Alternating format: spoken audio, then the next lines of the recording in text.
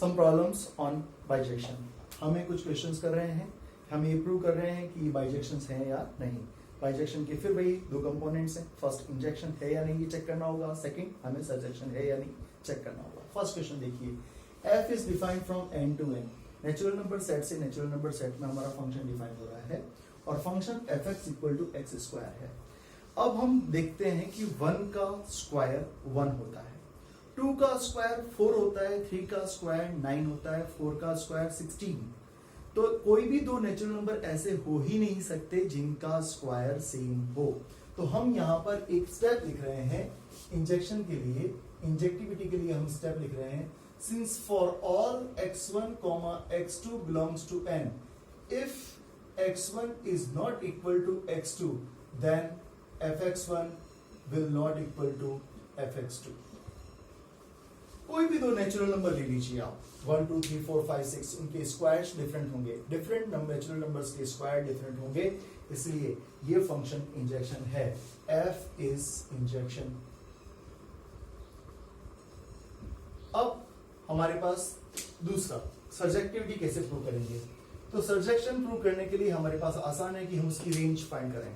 तो रेंज क्या होगी, हमारे पास नेचुरल नंबर है तो उसके अंदर इनपुट्स क्या होंगे, 1 2 3 4। 1 रखेंगे तो 1 का स्क्वायर 1, 2 रखेंगे तो 4, 3 रखेंगे तो 9 और 4 रखेंगे तो 16, ये सब आएगा। तो रेंज ऑफ फंक्शन क्या हो जाएगा, range of f is equals to 1 4 9 16 and so on. This range is not equal to n। Why we are comparing range with n? Because n is codomain। Range codomain के बराबर नहीं है, तो range is not equal to codomain. Meaning is very clear, this function is not surjection, f is not surjection, implies that f is not bijection। In second question, f is defined from r to r। अब हमें ये पता है कि -1 का square +1 होता है और +1 का स्क्वायर +1 होता है।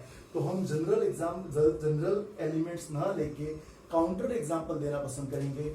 इसकी इंजेक्टिविटी में हम लिखेंगे, since we have -1, 1 belongs to r such that -1 is not equal to +1, but f of -1 is equal to f of +1 is equal to 1। implies that clear हो गया कि -1 की इमेज भी वही है जो +1 की इमेज है 1। तो ये फंक्शन तो देखने से ही लग रहा है कि ये तो मेनी 1 है। Meaning is very clear, f is not injection, f is not injection। ये हो गया f इंजेक्शन नहीं है। अगर हमको क्वेश्चन में ये पूछता है कि prove that f is defined from r to r and fx equal to x square, whether it is bijection, तो हमारा आंसर होता है कि इंजेक्शन नहीं है तो बाइजेक्शन भी नहीं है। पर क्वेश्चन के अंदर तीनों कंपोनेंट्स लिखे हुए हैं, prove that it is injection और नॉट, सर्जेक्शन और नॉट, इट इज बाइजेक्शन, तो हमें सर्जेक्टिविटी भी चेक करनी होगी। चलिए तो सर्जेक्टिविटी देखते हैं, इससे सर्जेक्टिविटी देखते हैं इस क्वेश्चन की। तो देखिए, since fx is equal to x square implies that y is equal to x square is greater than equal to 0 for all x belongs to r। हमें पता है कि सारे रियल नंबर्स के स्क्वायर 0 या 0 से बड़े होते हैं, तो नेचुरली y कहां बिलोंग करेगा, 0 टू इंफिनिटी। मीनिंग साफ है कि रेंज जो हो गया वो क्या है, 0 टू इनफाइनाइट, और 0 टू इंफिनिटी जो रेंज है वो r के बराबर नहीं है। Why we are comparing range with r? Because r is codomain for this function, means it is not, range is not equal to codomain। ये कोडोमेन के बराबर इसका रेंज नहीं है, तो ये फंक्शन भी क्या नहीं है, not surjection, not surjection. Next question, f is from r to r, fx equal to modulus of x।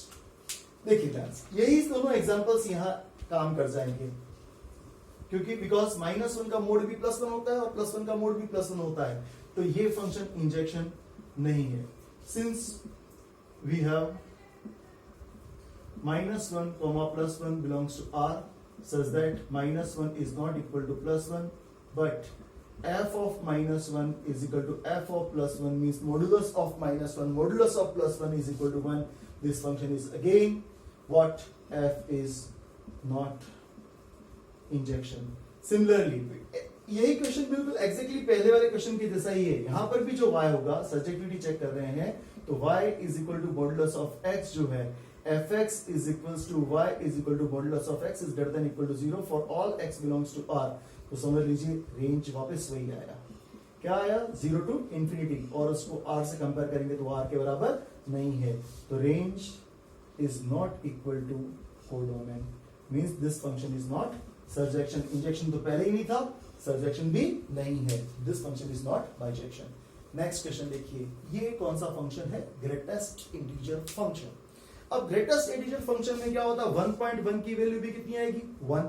1.2 का भी कितना वैल्यू आएगा? 1। 1.3 का वैल्यू भी कितना आएगा? 1। तो हम ये नहीं कह सकते कि डिफरेंट एलिमेंट की इमेजेस डिफरेंट होंगी। क्लियरली नजर आ रहा है कि ये जो ग्रेटेस्ट इंटीजर फंक्शन है इसके अंदर इंटीग्रल वैल्यू ही लेनी है। तो 1 पॉइंट के बाद जितने भी नंबर है उन सबका वैल्यू कितना आने वाला है? 1। तो हम आराम से काउंटर एग्जांपल ऐसे प्रोवाइड कर सकते हैं, इसको प्रिवेंट कर सकते हैं कि इंजेक्शन नहीं हो।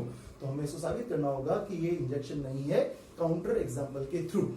तो हम वापस एक एग्जांपल्स ले रहे हैं इंजेक्टिविटी के लिए। We have 1.1, 1.2 belongs to R such that 1.1 is not equal to 1.2, but f of 1.1, that is greatest integer value of 1.1, that is 1.